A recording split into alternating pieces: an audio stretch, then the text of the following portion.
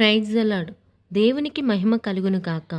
ఈరోజు నేను మీకు ఒక చిన్న వాక్యము తెలియచేయాలి అనుకుంటున్నాను. లూకా సువార్త 8వ అధ్యాయం 43వ వచనం. అప్పుడు 12 ఏళ్ల నుండి రక్తస్రావ రోగము గల ఒక స్త్రీ ఎవని చేతను స్వస్థత నొందినదే ఆయన వెనుకకు వచ్చి ఆయన వస్త్రపు సెంగు ముట్టెను. వెంటనే ఆమె రక్తస్రావం నిలిచిపోయాను. ఇప్పుడు ఆ స్త్రీ గురించి గమనిస్తే 12 సంవత్సరాల నుండి ఆ స్త్రీ ఎంత బాధపడి ఉండిద్దో, ఆ స్త్రీ ఆ రోగం తగ్గిద్దో లేదో ఎన్నో ఆలోచనలతో ఉండిద్ది. కానీ దేవుని గొప్ప కార్యం వల్ల ఆ స్త్రీ స్వస్థత నొందింది. కానీ దేవుడులో ఉన్న మహిమ బయటకు వచ్చినది కూడా తెలియదు.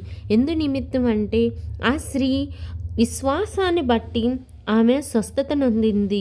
48వ వచనంలో చూస్తే, అందుకు ఆయన, కుమారి, నీ విశ్వాసము నిన్ను స్వస్థపరచను, సమాధానం కలిగిన దానివై పొమ్మని ఆమెతో చెప్పాను.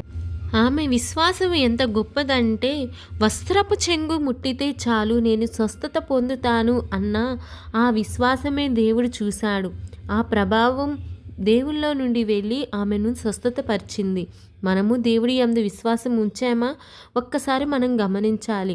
దేవుడు చేస్తే చేశాడు, లేకుంటే లేదు. నాకెందుకా ఈ బాధ?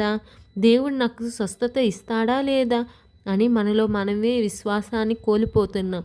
దేవుడు నాకు ఈ కార్యం చేస్తాడు అని గట్టి నమ్మకంతో విశ్వాసంతో ఉంటే ఏదైనా సరే మనకి అసాధ్యం అయ్యేవి కూడా దేవునికి సాధ్యం చేసే గొప్ప తండ్రి. ఈ చిన్న వాక్యంలో ఏమైనా తప్పులుంటే క్షమించండి. ఆమేన్.